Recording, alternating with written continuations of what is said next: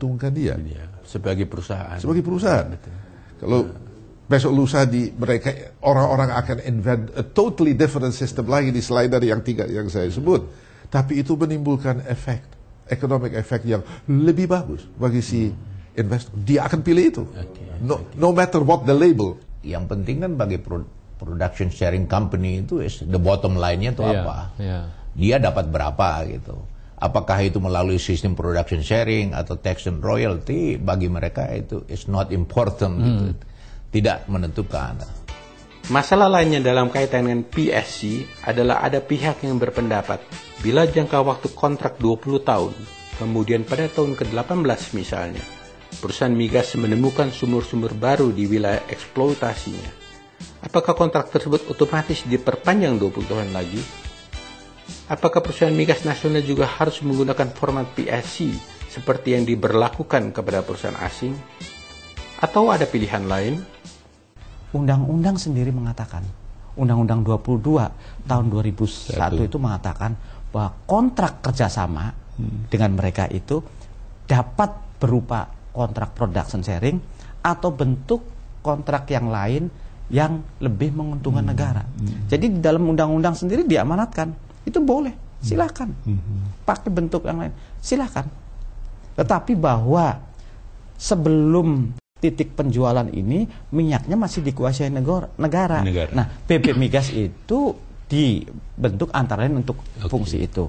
Undang-undang menyatakan bahwa berdasarkan kegiatan usaha hulu itu harus dilakukan berdasarkan kontrak kerjasama.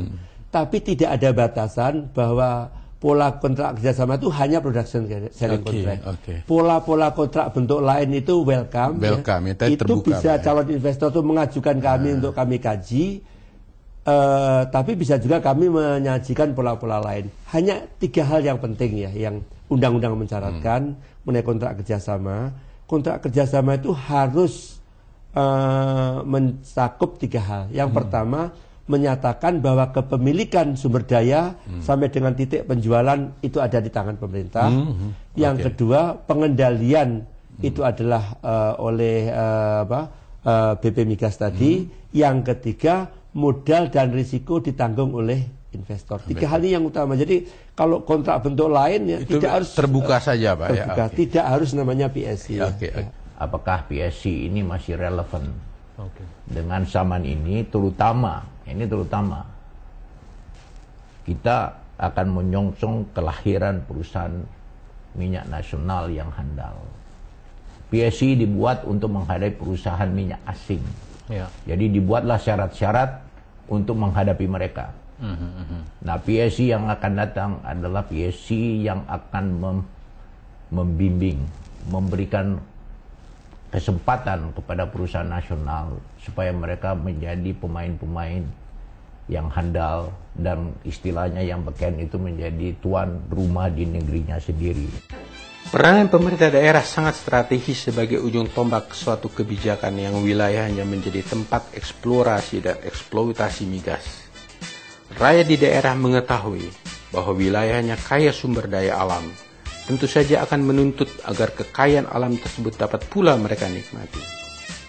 Pemerintah daerah dan masyarakat harus menjadi bagian yang aktif dalam ikut memecahkan dan menyelesaikan masalah dalam proses eksploitasi migas. Jangan menjadi bagian dari masalah, tetapi bagian dari solusi. Guna menumbuhkan rasa tanggung jawab pemerintah daerah dan masyarakat setempat, mungkin perlu dipertimbangkan agar mereka diberikan pula hak opsi untuk memiliki saham pada perusahaan migas yang telah positif menemukan sumber migas di daerahnya. Itu yang sebenarnya dari awal saya berpendapat jangan membagi Indonesia itu berdasarkan resources yang dimiliki. Kalau ingin kita mempersatukan Indonesia, jadi sebenarnya Indonesia bukan terdiri dari perjumlahan daripada kabupaten dan provinsi. Sedangkan perimbangan keuangan itu didasarkan kepada pemikiran itu. Karena daerah yang menghasilkan minyak sekian diberikan persentase bagian. Dan persentase itu waktu itu 85% untuk pusat. Ini akan dengan sendirinya akan menimbulkan tuntutan yang lebih besar. Ini yang saya pikir ditakutkan oleh para investor. Nah, sudah ada perbaikan di dalam undang-undangnya, diberi bagian yang lebih besar.